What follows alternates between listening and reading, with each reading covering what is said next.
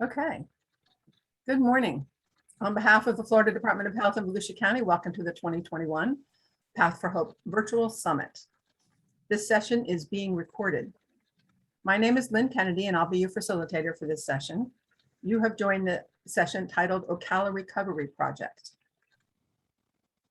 All attendees will be muted during this session, and your cameras are off. There will be a Q&A at the end of the session for you to post questions. You can place your questions in the chat throughout the session. And at the end, you can also raise your hand using the reactions button at the bottom of your screen. And we will recognize you and unmute you to be able to ask your question.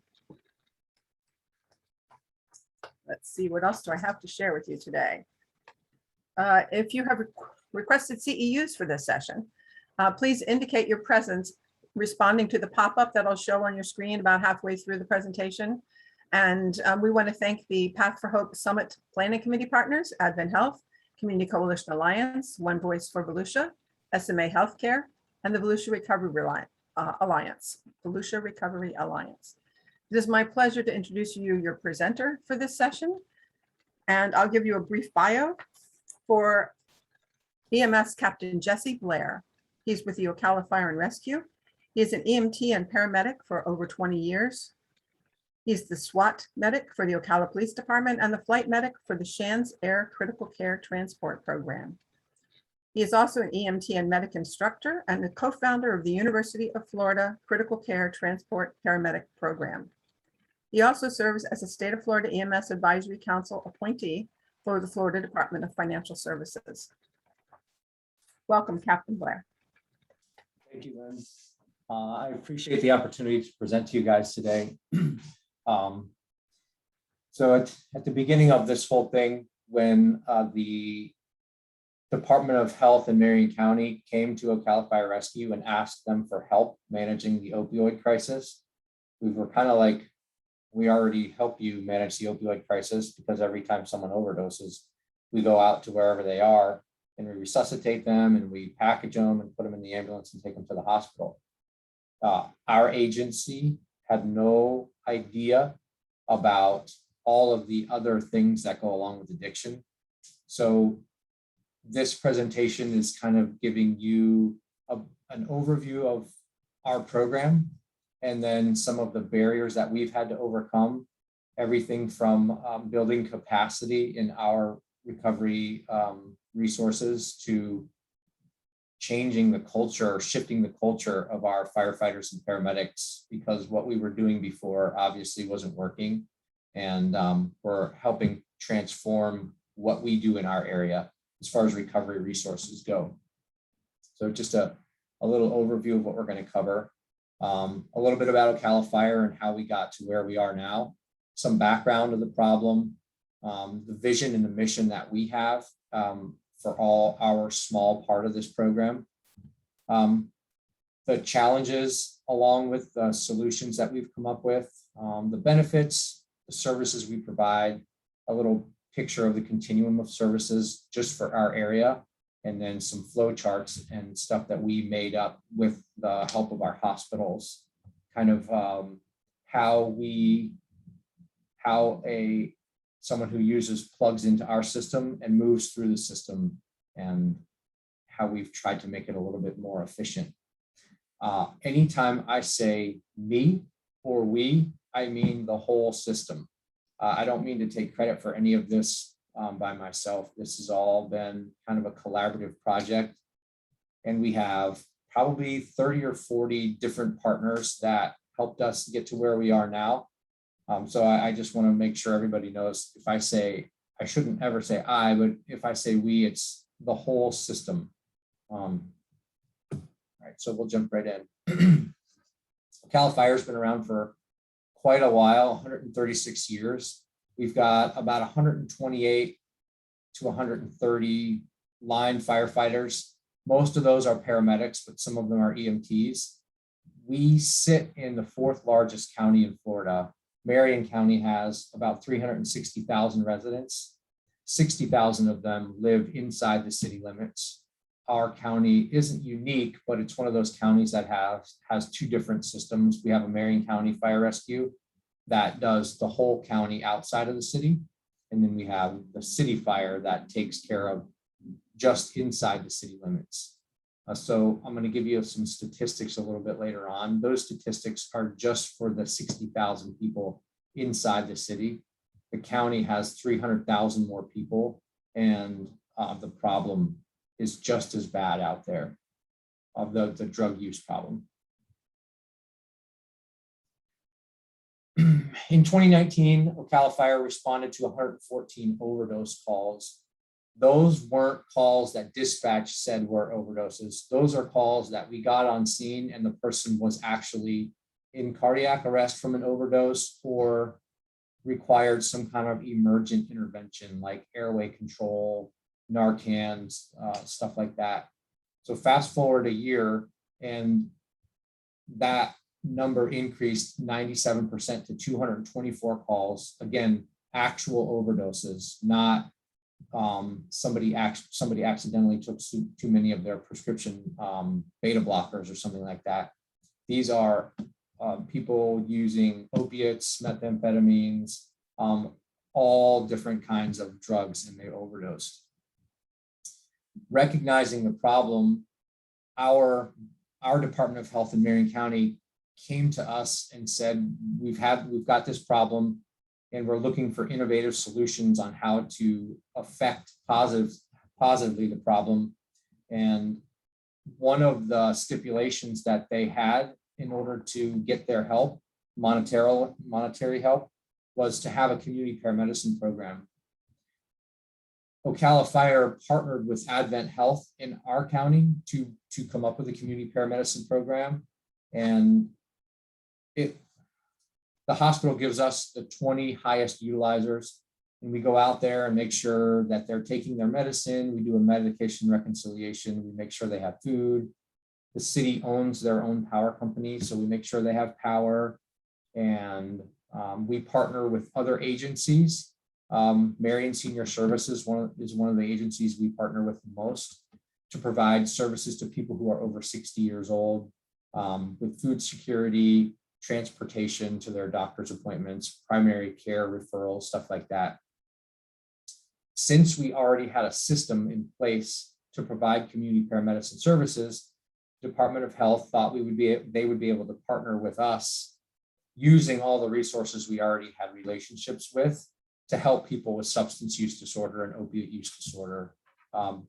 If a woman was pregnant and using, stuff like that, the infrastructure was already there. So we applied for the OD2A grant. The OD2A grant, for those of you who don't know, stands for Overdose Data to Action. And on December 10th of 2020,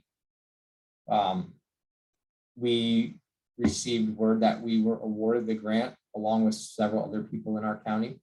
And it took us till almost August of 21. I'm sorry, I'm a year ahead.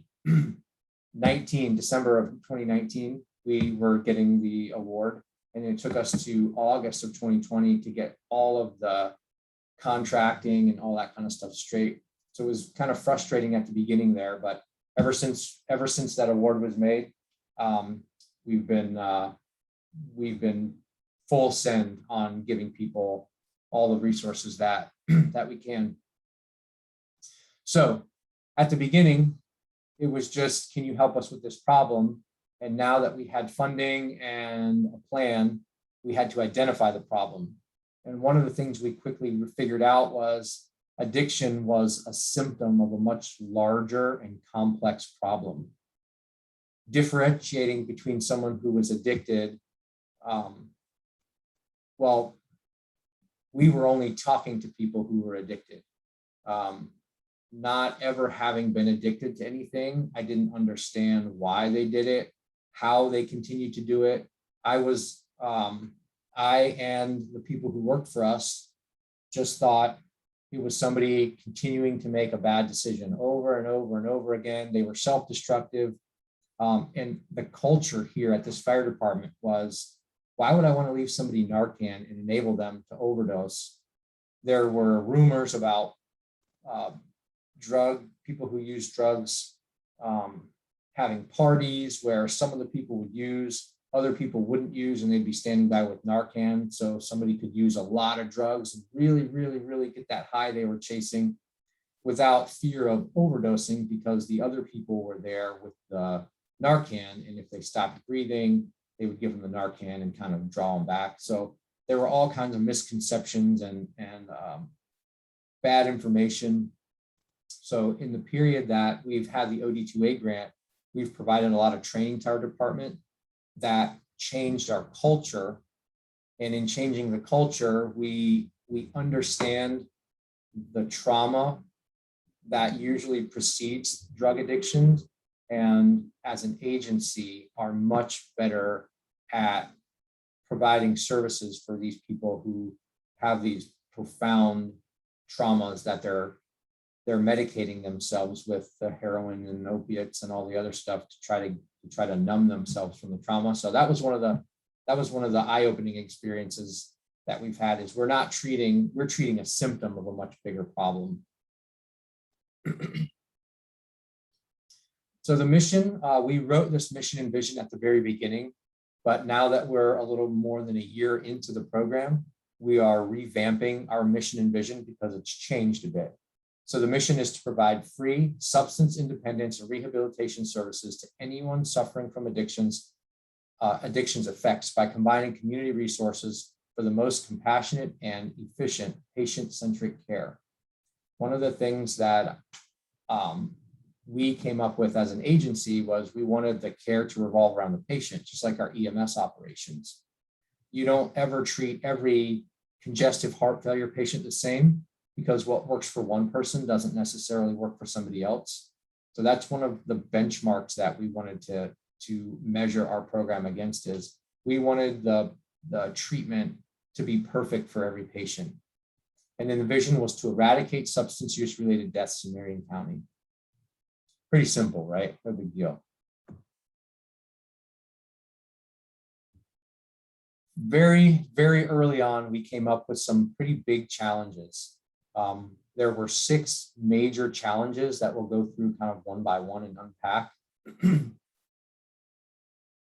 Marion County and Ocala had one main mental health and substance use disorder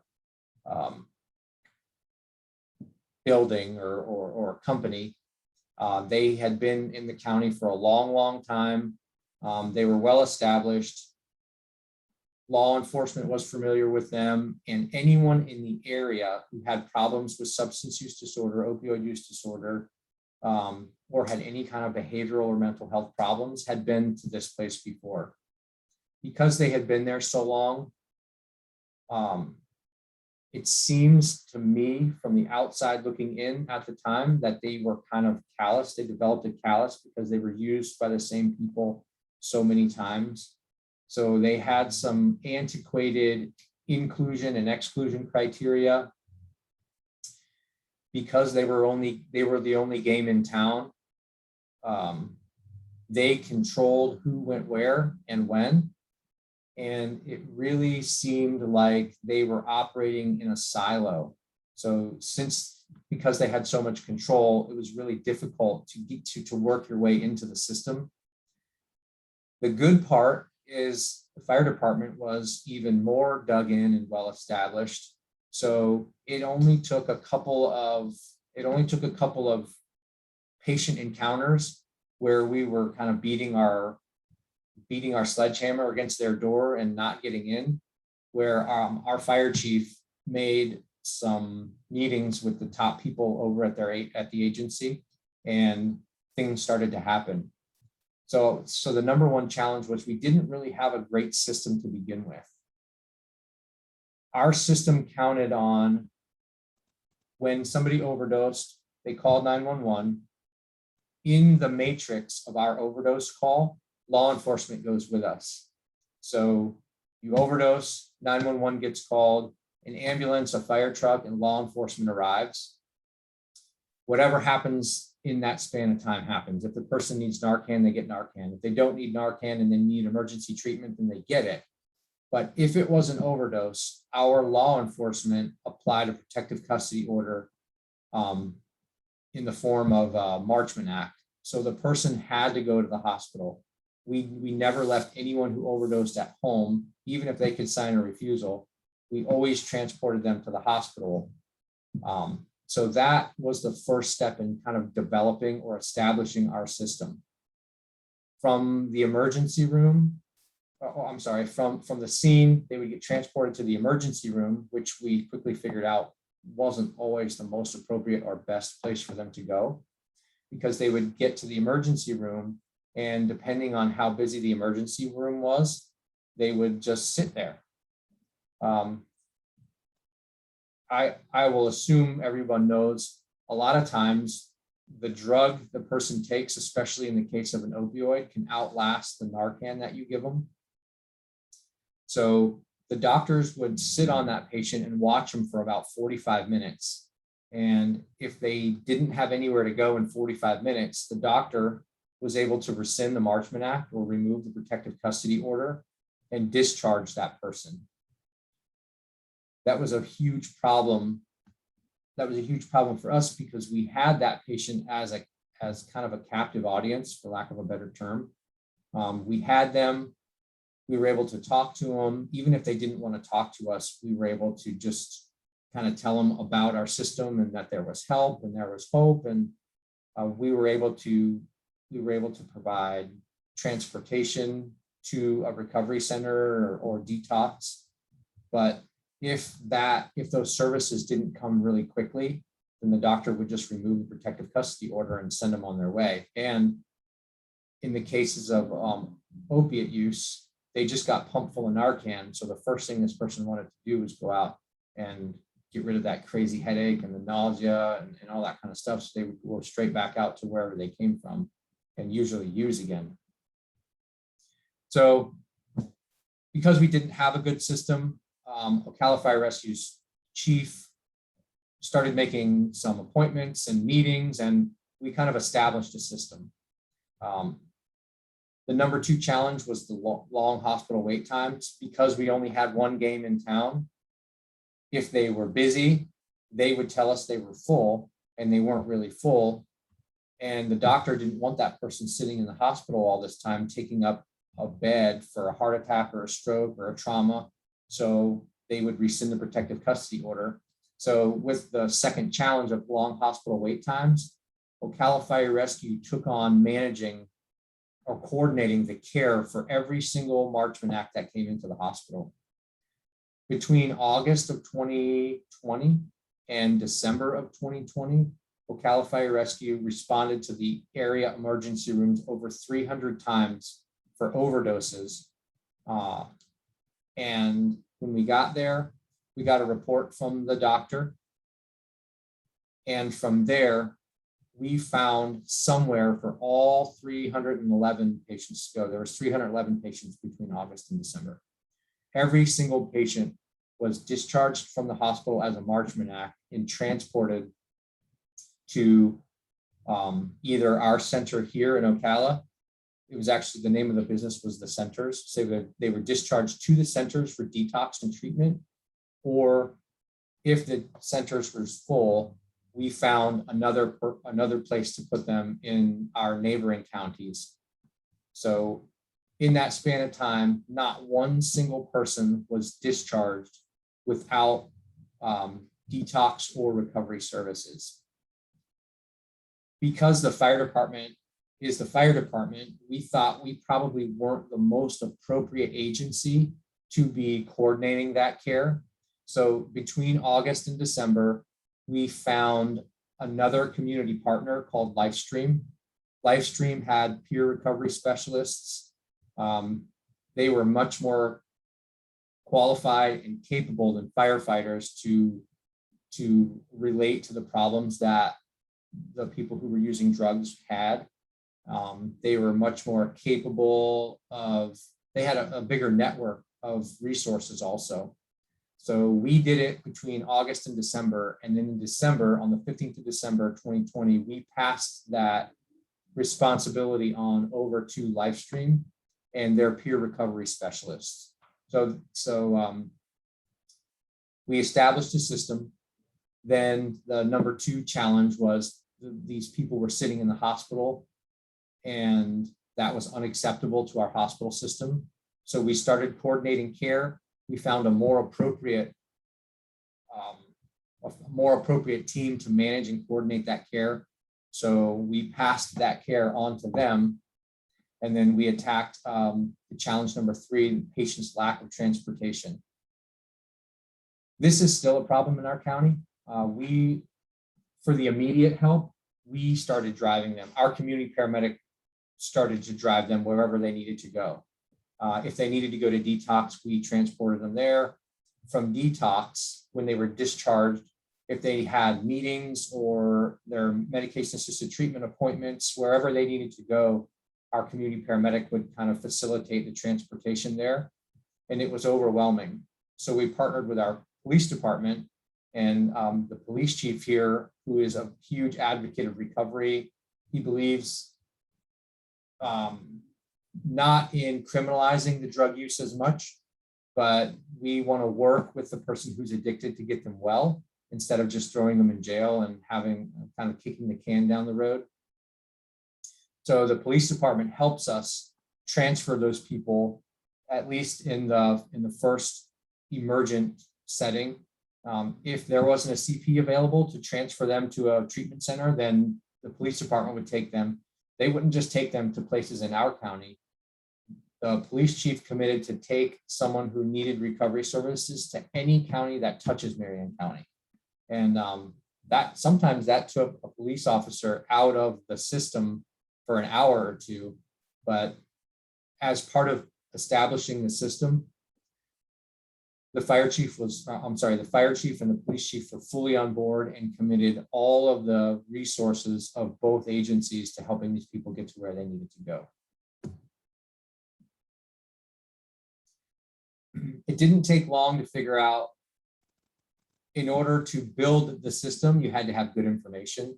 And because a lot of the information came from the pre-hospital providers, specifically Ocala Fire Rescue, if it was inside the city, a lot of different agencies were collecting information, but to query that information was all discombobulated. We still to this day don't have a 100% grip on how many people actually overdose in this county, because the definition of overdose is different for us versus the police department. Substance use disorder wasn't a standard definition.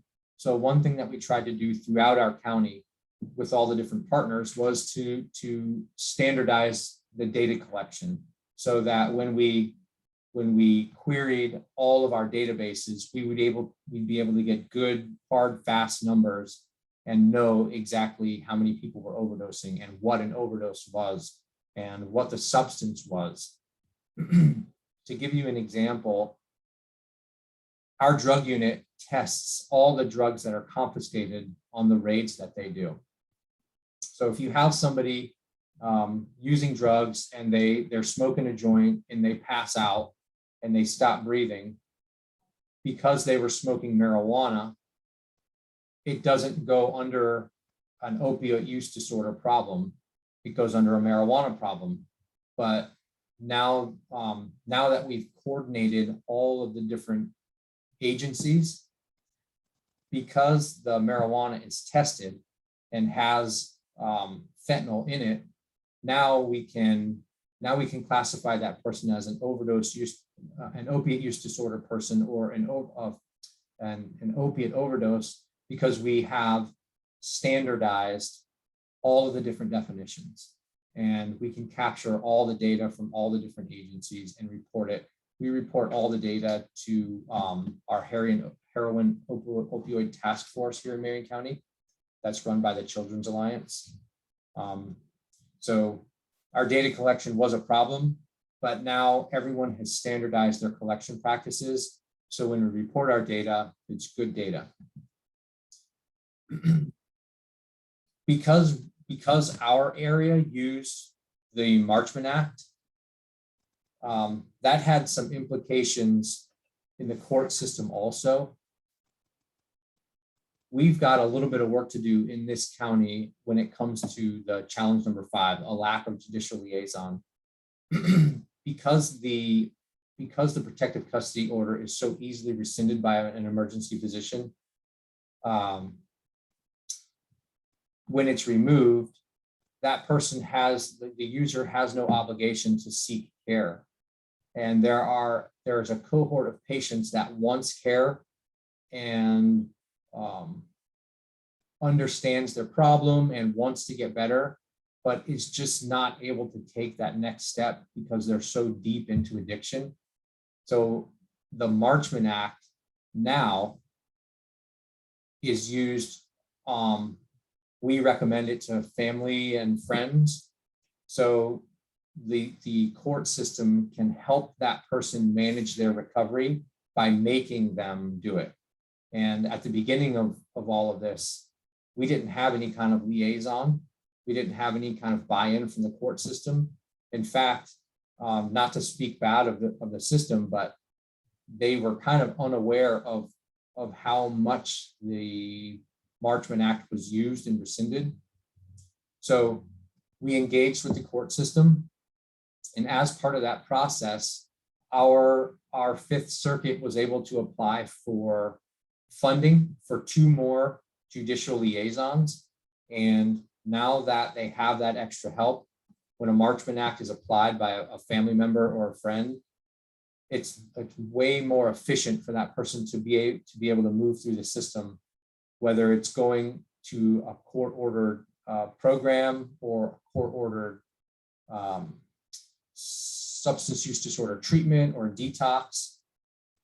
The paperwork moves through the system much quicker now, and we were able to build a much more comprehensive, efficient system by including our court system, and it's worked out really, really good. So number 6, I've already alluded to the challenge number 6 is it was very easy for an emergency room doctor to rescind a protective custody order, especially in the form of the Marchman Act. Excuse me. So what we did there is we had meetings with all of the CEOs, CFOs, the chief medical officers, the VPs of the emergency departments, to tell them that there was help now. A system exists to help move people who are addicted through their hospital as quickly as possible and deliver them to the most appropriate resource as quickly as possible. At the beginning of our program, people who overdosed came in and were occupying beds for 4, 5, and 6 hours because the agency responsible for receiving them just didn't want to work with anybody. But now someone who's overdosed is into the emergency room and out within an hour to an appropriate resource, because every time there's an overdose, the emergency room calls the peer recovery team. The peer recovery team goes to the hospital, figures out where that person needs to go, whether it's detox, treatment, a program. Do they need medication-assisted treatment right away? They figure out all the different components to that specific person, and then they move that person out of the emergency room to that agency, the most appropriate agency, and provides a warm handoff to them, like I said, within 45 minutes to an hour. That's the goal.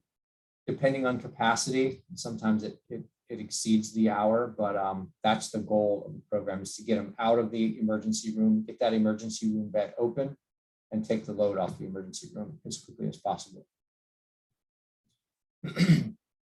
Again, I keep saying at the beginning, but at the beginning, there wasn't a lot of people doing this. So the fire department took on the crisis intervention responsibility.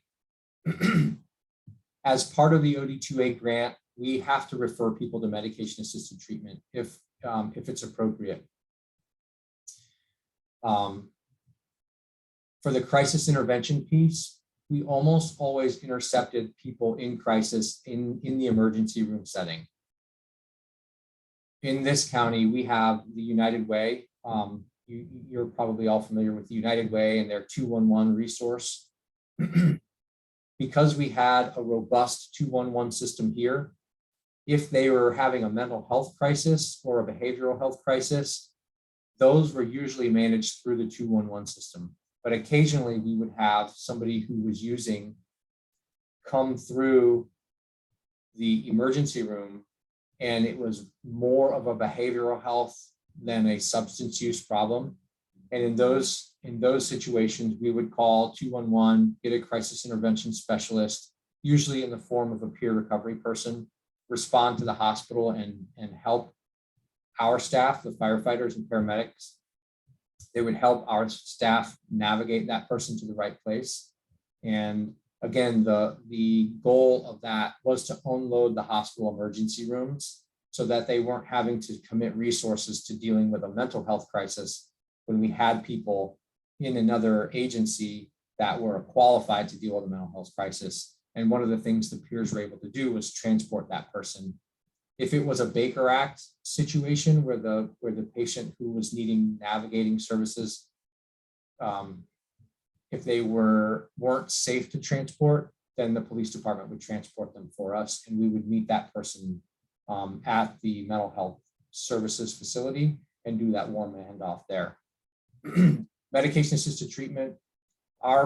We have this agency called the Marion County Hospital District here, who has built a really robust, responsive system with an increasing capacity at a place called Beacon Point. Beacon Point is a geographic location where all of these different services have come together. So if somebody is homeless and needs dental services, they can go to Beacon Point. If somebody is schizophrenic and needs counseling services or a psychiatrist, they get it at Beacon Point.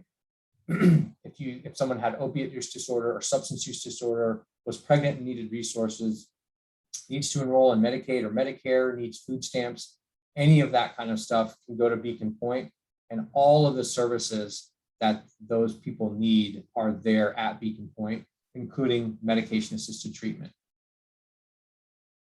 Ocala Fire Rescue's goal at the beginning of all of this was, in the end, to just be used as community paramedics. So once all of the emergent overdose issues were addressed, the agency that was providing those services would refer them back to our program, and then our community paramedics would make sure all of the hard work that everyone did on the front side wasn't lost on the back side because they weren't taking their psych meds, or they couldn't get to Beacon Point to pick up their medication assisted treatment. All of those really easy problems to fix, that's where Ocala Fire Rescue wants to live. And that's currently what the OD2A grant is paying for. We've found partners to manage the front side, and we're picking up the patients again on the back side and providing all the services we do for the traditional community paramedic program with Advent, but we're doing it with all of the people who were referred to by the mental health and substance use disorder agencies that are part of our recovery system. So this is kind of what our continuum of care looked like at the beginning. A patient would overdose, EMS would respond and administer Narcan. They would be transported to the hospital after law enforcement applied a protective custody order. Once they're transferred to the hospital, a doctor would supervise that person for about 45 minutes to an hour, decide that the drug wasn't going to outlast the Narcan and the person wasn't going to fall back into some kind of unconscious state or not breathe efficiently or something like that. Once they knew the person was safe, they would be discharged and they would go home, and it was a vicious cycle. Use, go to the hospital, get discharged. You just got pumped full of Narcan, so you would use again, overdose, go to the hospital, and it was just this vicious circle that people could not get out of.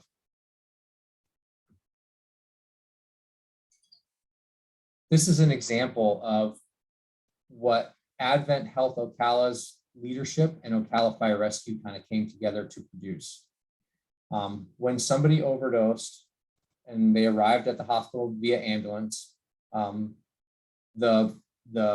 if they didn't do it on scene, law enforcement would apply the protective custody order to that person in the form of a Marchman Act. So anytime there was a Marchman Act, the charge nurse would call the Ocala Recovery Project person, which was a community paramedic from Ocala Fire Rescue. Once the person is medically cleared, we would find the most appropriate place for that person to go. We would start that process before they were medically cleared. But by the time the person was medically cleared, our goal was to have a place for them to go. So once they were medically cleared and we had somewhere for them to go, we would fax their clinical paperwork over to the agency that accepted them to make sure that they were medically safe. And then once they were accepted, we would call Ocala Police Department and have that person transported to that recovery facility. Now we have two providers in our county, Advent Health and Ocala Health Systems, which is an HCA facility. I'm most proud about these two algorithms because, like I alluded to before, it's all patient-centric. If somebody was using a drug that they didn't need detox for, then they didn't go to detox. They could go straight to a medication-assisted treatment clinic. We could get them directly enrolled into the Beacon Point system where LifeStream would provide services. So our system tailored its care directly to the person who needed the care. And you can see the difference between these two algorithms. When somebody arrived at an HCA facility, they called us immediately. And since HCA is the local trauma center here and didn't have the extra time to commit to the medical clearance process and faxing the paperwork, they called us and we did all of that for them. And that's reflected in the different algorithms. One facility called it an algorithm, the other one called it a flow chart. We were just interested in unloading the hospital as quickly as we could, so they didn't have to deal with the overdose patients, because most of the time there wasn't anything medically wrong with them. They needed the recovery services.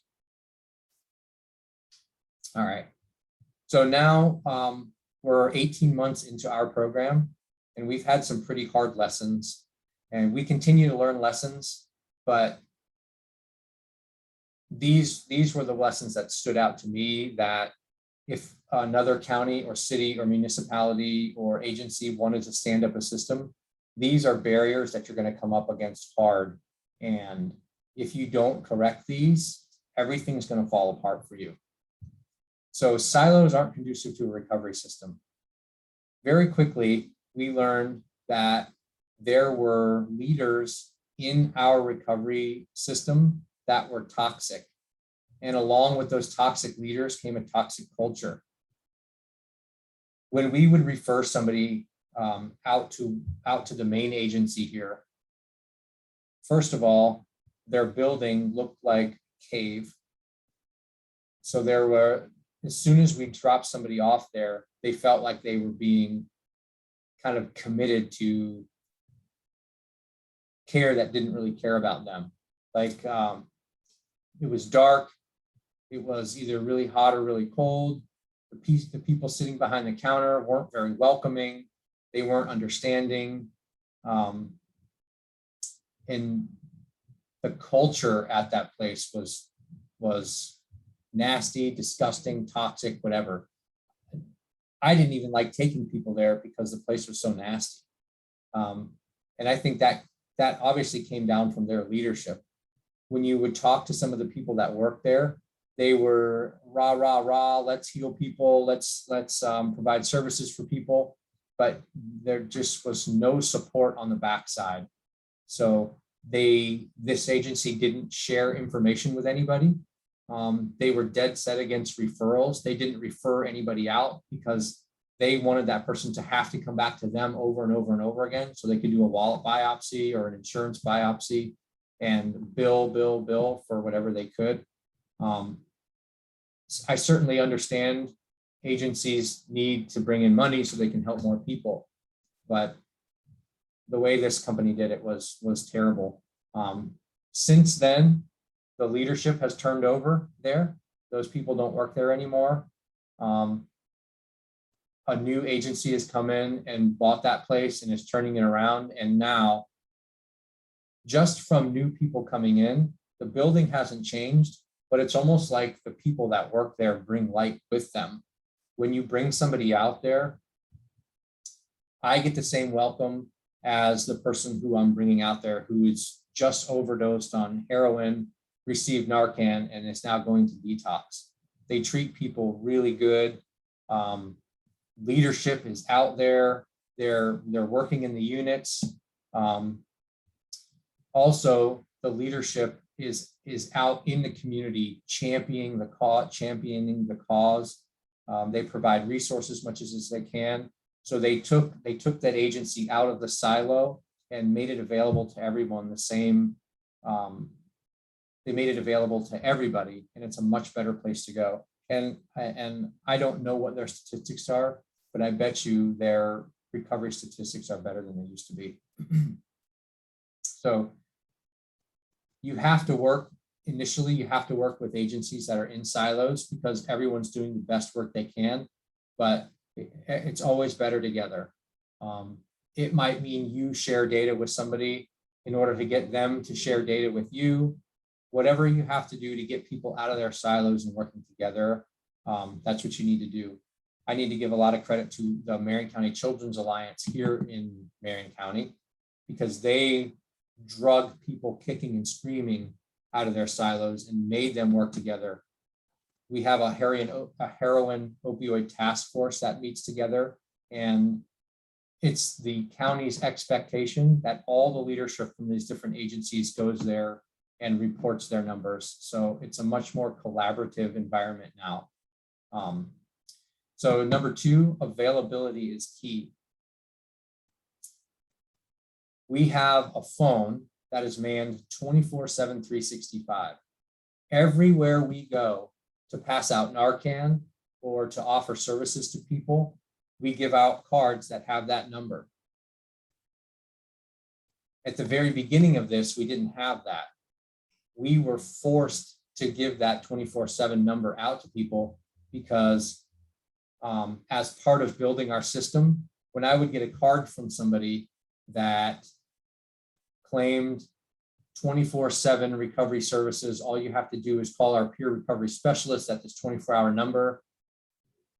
I tested the system. I wanted to make sure that the information I was giving out to these people was actually 24 hours, 7 days a week. So I would periodically call the phone number, and I think out of 100 phone numbers I called them 100 times, and I probably got people 10 times. That's grossly exaggerated, but there were numbers out there that said, call us 24/7, we want to help. But when I called them, it was a voicemail box, and the voicemail box was full. Nobody ever answered the phone. And because I think it's important to the people who are calling the phone number to get that support when they need it, we got a cell phone and we put our own number out there, and the phone number is available 24/7, 365. Somebody's not going to call that number if they don't feel like it's the worst day of their life. And for somebody to advertise help but not give help when somebody asks for it, I think is a huge barrier to a system. And I know if I needed help and I called the number that somebody told me to call when I needed help and nobody answered the phone number, I wouldn't call that number again. And so availability is paramount, I think, when it comes to helping people who have substance use disorder, opiate use disorder, they're pregnant and using. Don't advertise that you have help 24/7 if you don't have somebody on the end of that line who will answer Christmas Day, Christmas Eve, 11 o'clock at night, 2 o'clock in the morning, at a family function. Like if your agency pays somebody to be on call, they need to answer that phone, period. All right, number 3, or the third point, must be fully vested. There are a lot of times when somebody has a problem that nobody really has a solution for. Like, hey, I've got an appointment at the courthouse and it's at 10 o'clock and it's 9:30 and my ride just bailed on me, or my car won't start. I'm calling your 24-hour line. Can you help me? So I'm not a taxi service. Ocala Fire Rescue is not a taxi service.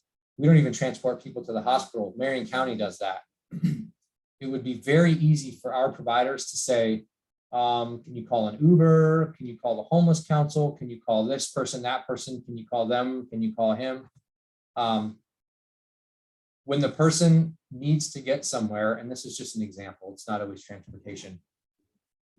If a person needs services right now, let's worry about who the appropriate agency is after they're where they need to go. You know, we need to fill the void right now. And that's where community paramedicine, which is what our program is based off of, really, really shines. I've got a person 8 to 5, Monday through Friday, and on call all of the other hours of every day, who is there to fill whatever need arises. You need a ride? Great, let's get you a ride. A couple instances, we had somebody who had an open DCF case. They were working hard to get their kids back. So they had the housing part down, they had transportation down, they were going to all their classes like they were supposed to, but they came up short 1 month on rent. So they pawned their phone. They pawned their phone for the last $25 they needed. And now DCF required them to have a cell phone because their classes were online and they didn't have the $25 to get their phone out of pawn. I'm not advocating giving anyone $25, but I am sure your county has resources. A homeless council, the United Way is available, the Office of Homelessness Prevention, all of the different resources you have in your county. Some agency has $25 to help that person get their phone out of pawn. And I'm not saying give them the money. I'm saying you can drive them to the pawn shop, get their phone out of pawn, get it turned back on so that they can continue with a successful DCF case and get their kids back. All those little different circumstances that happen, those are the small investments you make into these people that pay off big at the point where they decide, I really want to use, and I don't have that much going on and I'm overwhelmed and I'm going to use, versus all of these people have invested all of this time and effort into me. I'm so close to the goal. I'm so close to getting my kids back.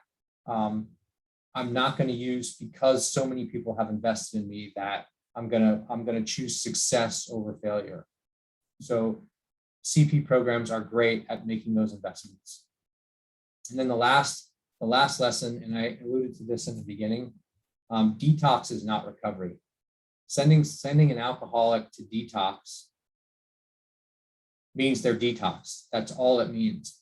Your system has to have capacity, and it has to have the right resources for the patients.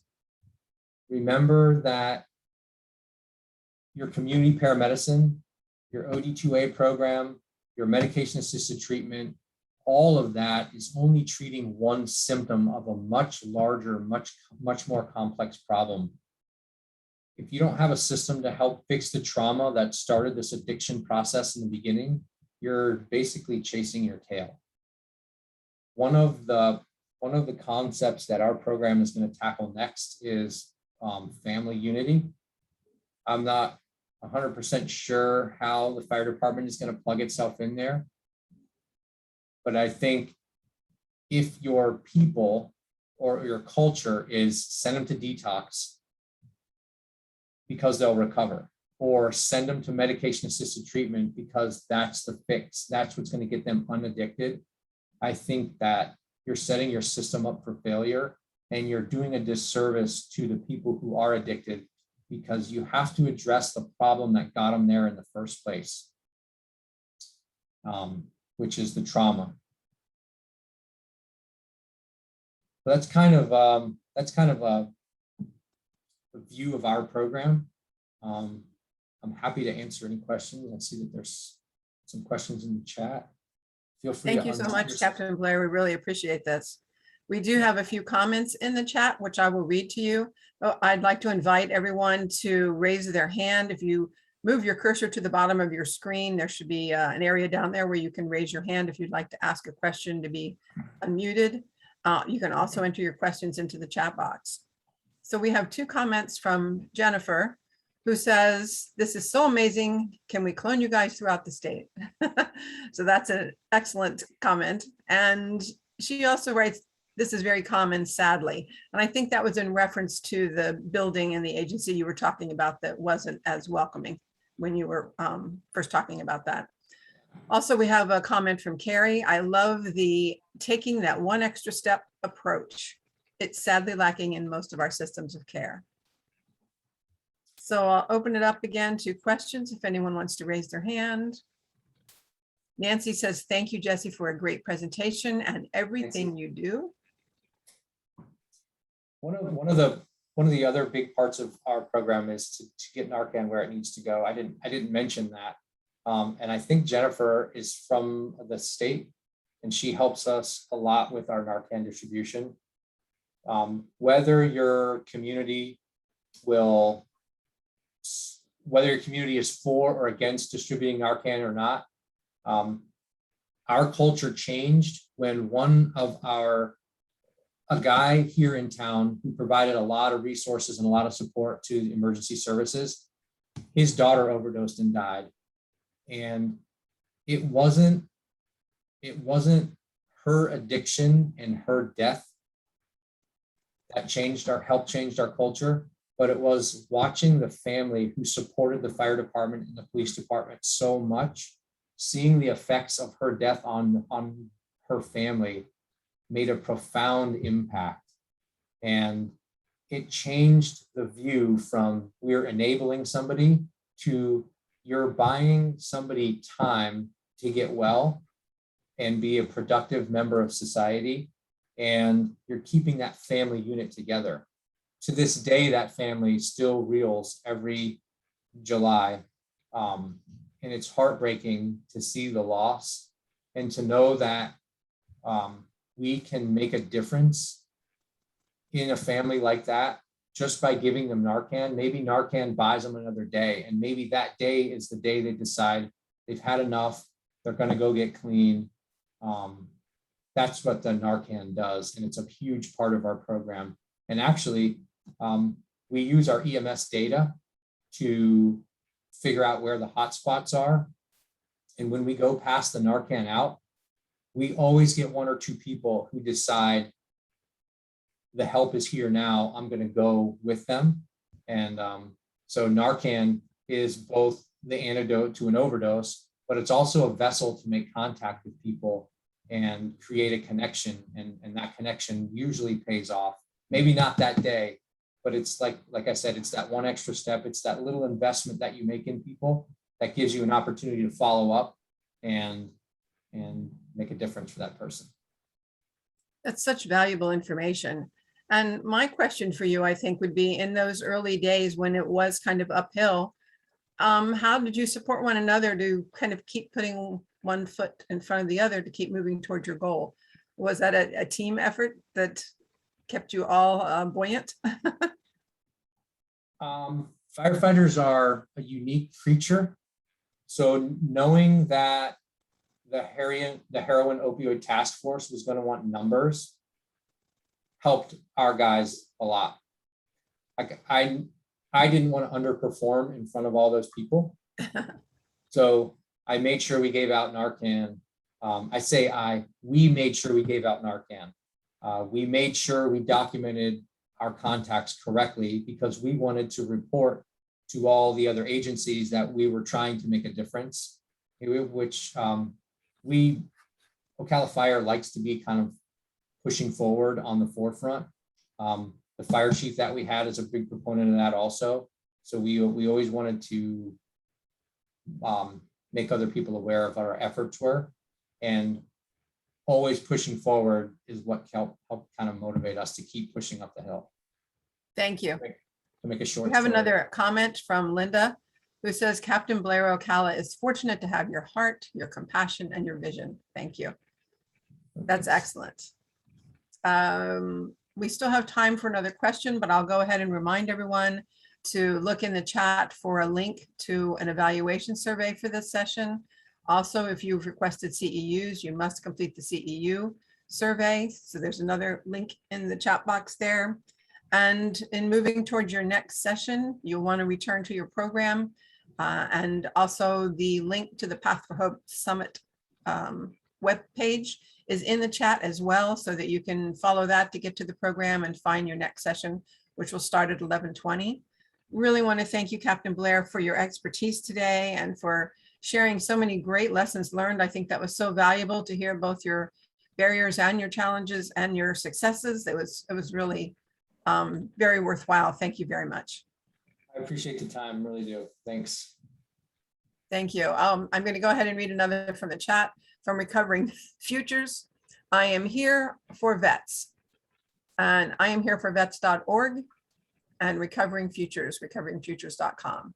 They are there to help especially certified recovery peer specialists, and DR Stiff is the president. So that's in your chat box as well. Thank you so much. And I think we can close this session now and allow you to move to your next session. Thank you. Thanks.